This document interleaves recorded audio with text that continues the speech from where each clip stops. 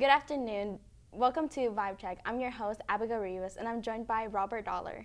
This is your Vibe Check.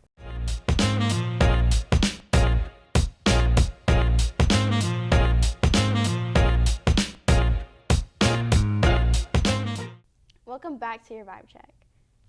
Mr. Dollar, how are you? I'm doing great. That's very great. So, how's it like being in a new school? It's different. It's super cool. Really the biggest crazy change is that it's not just a new school, it's a new state. This is the fourth school I've taught at, but we made a big move coming from Utah to here. So that's been the craziest And what do you part. teach? I teach math. And so you said that you moved to Utah to Russellville, to Arkansas. Yep. How would you say that it's one of your biggest changes? The people are very different. Utah is very predominantly one religion, and so a lot of the people are very similar inside of that religion set. So there's a lot of social norms and things like that that are very well established, and it's been cool to have more diversity and more change and things like that here. This is your fourth school, right? Yep. And what would you say out of your four schools would be like your most life-changing aspect of it? I think the biggest, and this is going to be just kind of in the math, out in Utah they still do the integrated mathematics, and so they teach math a little bit differently than they do here. So here we've got like geometry, then algebra 2, then pre-cal, where there they have, it's called secondary math 1, secondary math 2, and secondary math 3. So they kind of take all of the maths and put them together, and you just kind of increase from year to year to year. So the actual material that I'm teaching is a little bit different. And why did you move to Russellville? So we moved out here because we found some land. So we're living out in Morrilton, and the place we come from out in Utah, we had 5 acres that we were doing a little farming on, and we super outgrew it. And so we found a place out here. We were able to sell our land there for a really good price and almost buy 94 acres here for cash. So. Wow. so 5 to almost 100 was a pretty big change. Wow, that's actually really crazy. Yeah. And you said you had a farm? Yep. So we're gonna get, so back in Utah we had cows, we had horses, we had chickens, pigs, goats, sheep. Here we're in the process of building it all because crossing state lines with animals is really difficult. So we just sold everything there, and so far we're up to goats, chickens, and pigs. You have goats, chickens, and pigs? Yep. If you don't mind me asking, Uh-huh. are you guys planning on like using the pigs and chickens? Like, Yeah. Yeah, we're doing eggs right now. We plan on getting to the point where we process process the animals. That's so cool. And things like that. So we're gonna get some cows. When we were in Utah, we used our cows. We had dairy cows specifically, and then as they had males, we would butcher out the males, and so we'll have our own meat for all the different kinds, and our own eggs, and our own milk, and well, that's honestly really good, especially kind of doing what we're doing. Especially how it is now. It's very great to have like resources from there. Yep. Why did you guys start a farm? We just thought it would be super fun. We've always been about self-sustainability, so being able to provide for ourselves and being able to, if crap hits the fan, then we can take care of our own, and we can continue to survive, and we can continue to live, and not just live ourselves, but have enough that we can help other people out too. That's really cool. That's really smart. And you have a family, right? Yep. How many kids? So wife and 4 kids. 4 kids? So we went boy, girl, boy, girl. Aww. So we got to alternate, and they're 8 years old is the oldest. His name's Beckett, our oldest son. And then we have Livia is 5, and then Porter is 2, and a 9-month-old baby, Lena. Oh, that's really sweet. Yeah. And how is it like just like adjusting everything? Adjusting your kids, your wife? So a lot of the stuff, we were homeschooling out in Utah too, so homeschooling has been very similar. They enjoy it because we're able to do it with the cousins. We lived a little bit away from our cousins before, and so now we're living in the same place. So they enjoy that part. When it comes to the friends and things like that, since we're on our own space and we don't have a ton of other people around, they do miss having a lot of friends, so they really enjoy. We've got a church that we go to on Sunday, and they really enjoy being able to see their friends every Sunday and hang out with them. And every other Wednesday, the different church activities that we've got and things like that. So that's really cool. And teaching in Russellville, what would you say is something that you've noticed out of everything? It's very similar to the last school I taught at. It's very ingrained into the like the area. So like everybody knows when you're in Russellville, you're a Cyclone, and so and you go through and everybody's looking for it. Okay, I can't wait to get to high school and be a Cyclone. Same thing at the previous school. Like it's very well known for its high school, for the activities that they have, the sports that they have. I mean, homecoming is a massive deal. There's parades here. There was parades there. It was. Yeah. It's almost like what I would think a college, like what I see in college towns, but just at the high school level. Oh. Pretty cool. And why would you say that? Is like the college there differently? Well, no, it's just in terms of like, so homecoming week, so I lived or close to Provo, and so BYU was the school there. When they did homecoming, it was like massive. And so they had their homecoming and the whole city came out and the whole city participated in things. And the high school I was at Springville was the very same way. When they had homecoming game, when they had all the different activities and different things like that around the school, everybody from the city came out to it. So looks like it's going to be similar based off of the fact that we have a parade that we do and whatnot. We do have a parade. Yeah, so I'm looking forward to seeing it and seeing how it is. I mean, it's always just something so interesting to look at. We try to go all out. Yeah, I'm excited. I enjoy it. Yeah. I'm all about the activities. That's one of my favorite parts about teaching is that I still get to play. Really? Yeah. I always say it keeps me young. I get to go to games, get to go to any activities that I really want to. I'm a big time. I was always growing up. I was in the performing arts, and so seeing that we have the massive arts stuff and things like that, it's just really exciting. How come you were so much into the arts but decided to teach math? Yeah, kind of weird, right? So math was always a subject that I was good at. And so it was one of those, when I decided I wanted to be a teacher, it was what I was like, okay, I'm going to do math. Because one, math jobs are easier to find than like the arts jobs. And so to be a choir teacher, to be a director of shows or things like that, or a dance instructor, different things that I was involved in growing up, those are much harder to come by. Because typically when a dance teacher gets a job at a place, they stay there until they retire. Where math teachers, there's a whole lot more math teachers than there are dance teachers at a school. And they are typically easier to find. And so it was something that I was like, okay, I really love math. It's something that I'm passionate about, but I can also do all those other fun things. So when you went to college, did you kind of went to teaching for both, or was it only just mainly math? I actually didn't even graduate as a teacher. So I went through an alternative licensing program. So my degree is actually in applied mathematics. And so I went really deep and heavy into the math. And so the levels and the different type of math that I learned was way deeper than most would have to do for just becoming a teacher. Wow. Because I was like, I really like the math, I really want to go deep. And I knew that there was this other way to get a license to be able to teach. So I was like, okay, I can do that. And then per se, I knew I wanted to be a teacher, and I did a lot of teaching in college with a scholarship program. So I knew I would like it, but it was one of those, but if I don't, I've got a degree that really can propel me into a professional career if I really wanted to. Oh, okay. That's really cool, actually. I didn't know that existed. I just thought you had to go to college in order to be a teacher. That's really cool. You can, as long as you've got the classes that would kind of directly correlate over, you're totally fine. And that's what I did. And how'd you find that out?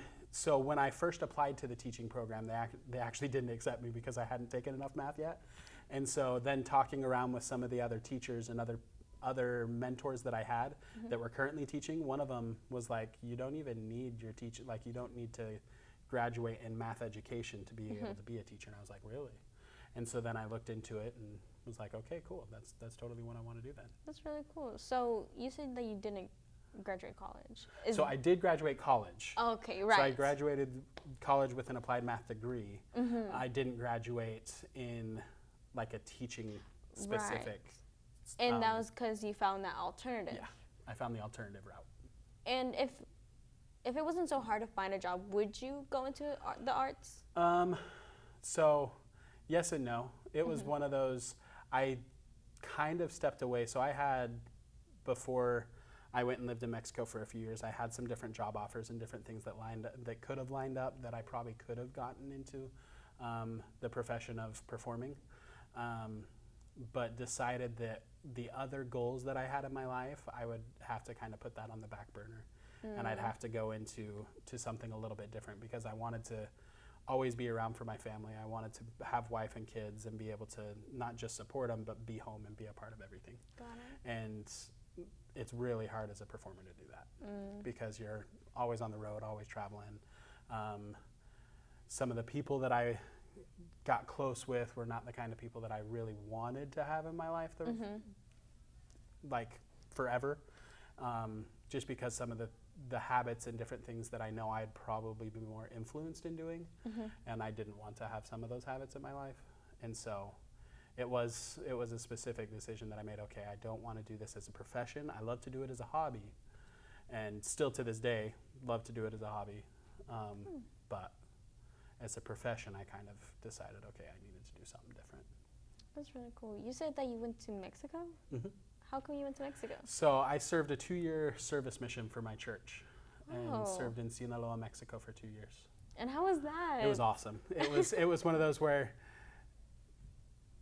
I didn't tell my mom everything that happened, because for those of you that know Sinaloa or know of Sinaloa, know El Chapo, the name El Chapo.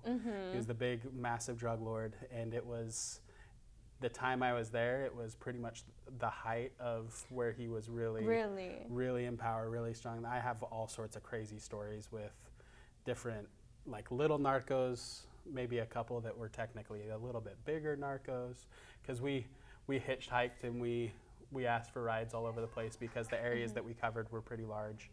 And so there were times where we would be hitchhiking, and this Mustang would pull up and we'd hop in, and there was like 6 Mustangs trailing behind him, and they'd take us wherever we wanted to go, would drop us off, give us money, and say, have a good dinner, money's on us, go with God. Wow.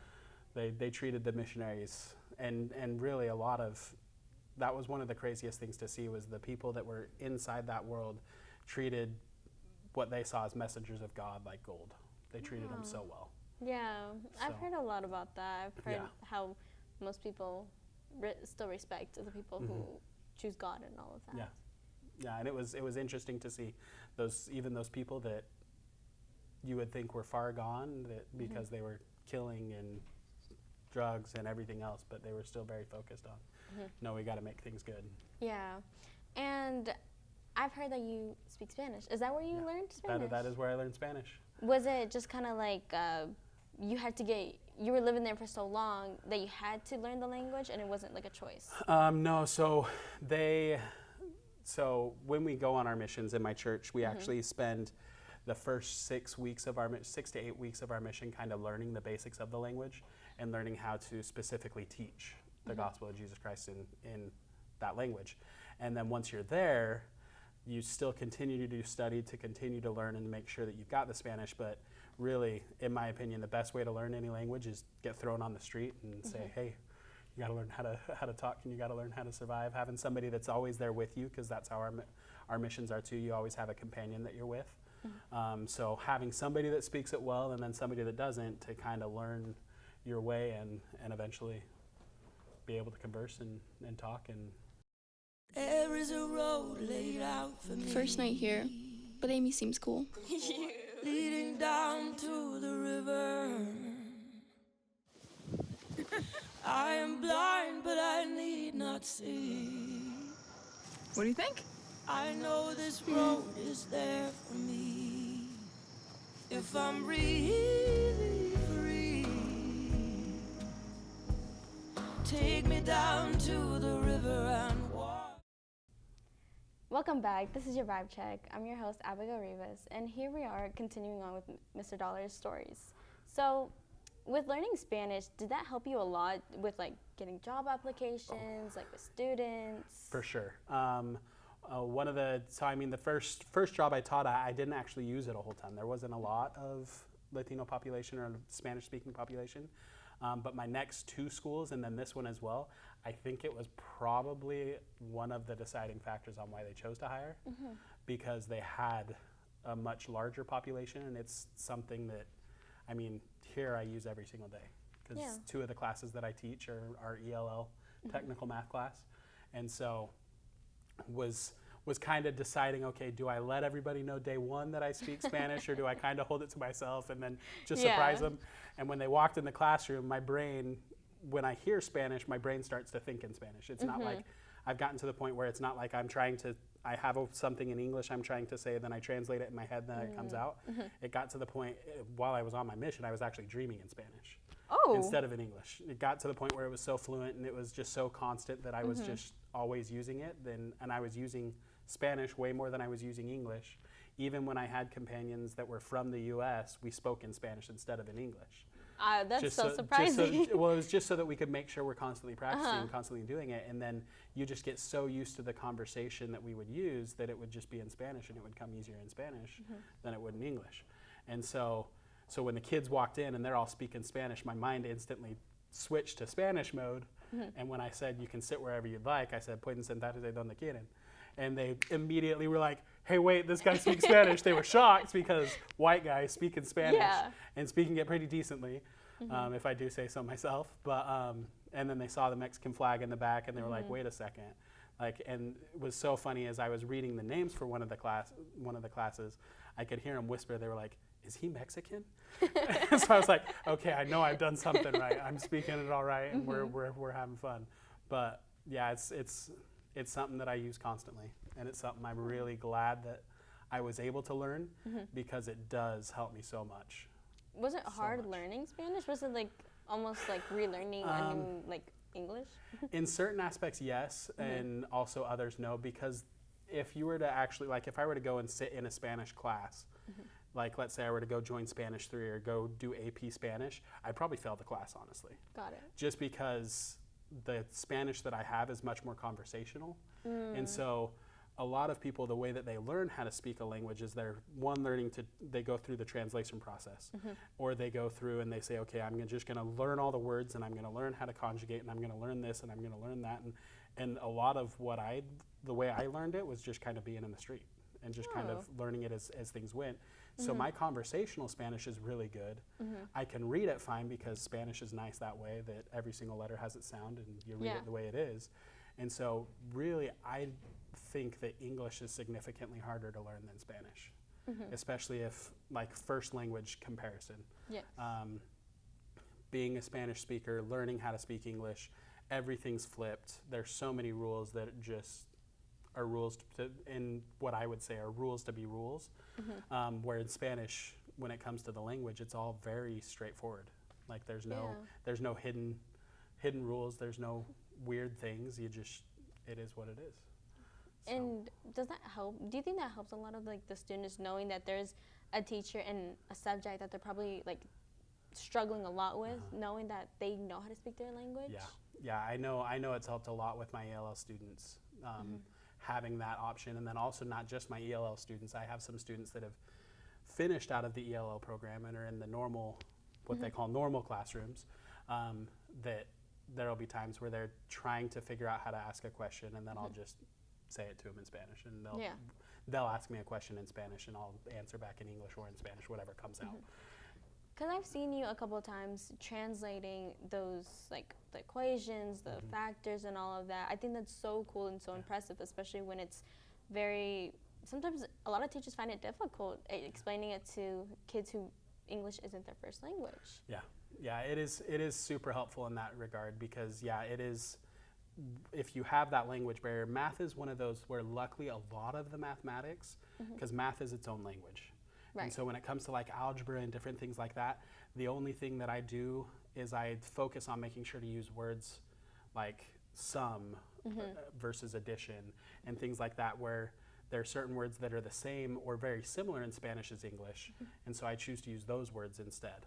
But when it comes to like story problems or things that are, a little bit more extensive, it does help having that where I'll explain it in English and then I'll also say it in Spanish and then re-explain it in English again. So they get that double exposure of English to the exposure of Spanish as well, so they're able to connect words and be like, okay, that's what this means when he says this. And so it has been helpful. And I taught it the last couple years in Utah as well, and we saw a lot of growth with those students. Did you always like stay in Utah? Yeah, so Utah's the only place I've lived for a long period of time. So I was born and raised right there in Utah, served that 2 years in Mexico, and then this is now the newest new place to live, and we plan on staying for quite a while. That's really nice. That's really nice. Would you say that like you kind of miss like being in Mexico or being in Utah? Yeah, there are definitely times where I miss Mexico. There are definitely times, I mean, with Utah especially, because that's where all my family is still, that's where everybody is. So it's one of those where it's like a homesick kind of thing. Yeah. In Spanish, missing Mexico, there's lots of things that are really awesome about Mexico. Really, really awesome. I mean, obviously the food. I mean, you can't beat it, in my opinion. And then just the culture. The culture, I mean, there were times where we'd be getting ready to go to bed, and then there'd be a quinceañera, or there'd be some block party where they're having their little fiesta, and I wake up at 4 o'clock in the morning and they're still going. Yeah. they don't stop all the way through the night, and then I wake up and I'm like, holy cow, they're still going. And then I go back down to bed or fall back asleep and wake up at 6:30, 7 o'clock, which is when we woke up, and they're still going. It was like, that's impressive. And so just that culture and the family environment that the Latin people, especially the Mexican people, have, just that focus on family is so important. And that's one of the reasons that I have such a focus on family, is because I saw how important it was to them and all the benefits and all of the blessings that they had because of how focused they were on family, that I was like, okay, I want to keep that forever. That's something from their culture I want to hold on to. You saw that culture and you wanted to project it into your own life. That's really cool. Yeah. Wow. Would you say that,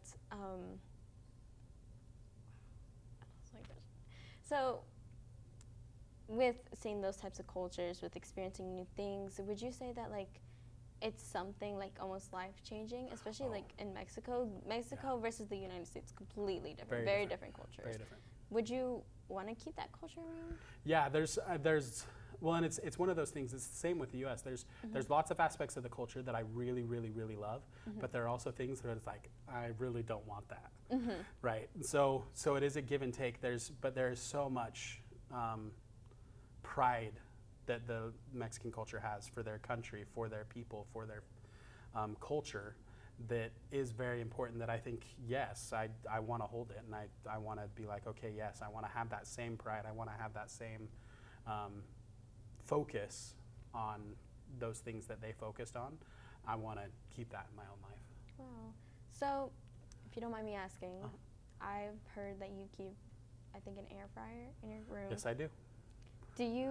Would you say that, like, you know how to cook? Oh, I love cooking. There's a reason I'm fat. And like FAT, not PHAT, that people say, no, I'm a big boy. And it's because I love to cook. That is, if there was one thing I would teach, and I tell people this all the time, if there was something I would teach besides math, it would probably be foods. Wow. Because I absolutely love cooking. I mean, that's what I did all through college. That's what put me through college, was I actually worked restaurants. Wow, that's really cool. Was one of the head cooks at a local restaurant, where I was involved in the menu creation. I was involved in the back of house ordering. I was involved in all of the different ins and outs of that the business in the industry. And so love cooking. That's really cool, actually. Love it. That's so cool. That was one of the things that we actually did at the school that I just came from. We had a group of guys. They were a bunch of coaches as well, but there was one guy who was a chemistry teacher. Shout out Coach Roy Lance. Nobody knows him but me. But we all called him Chef, because every single day we'd do lunch in his room. Wow. And days where I'd have preps before lunch, I would go over and I'd help him cook. And we had Soup Wednesday. Every single Friday we'd do a themed lunch for whoever we were playing against in football. So it was every day we were cooking and we were doing something. Wow, that's and really so it was cool. something that I for sure wanted to have and will continue to do at any school I go to. It won't be as extravagant, because we won't be able to have a smoker like we had there. We had a smoker, we had a grill, we had a griddle, we had everything because we had an open courtyard that only teachers could access, that we were able to keep everything in.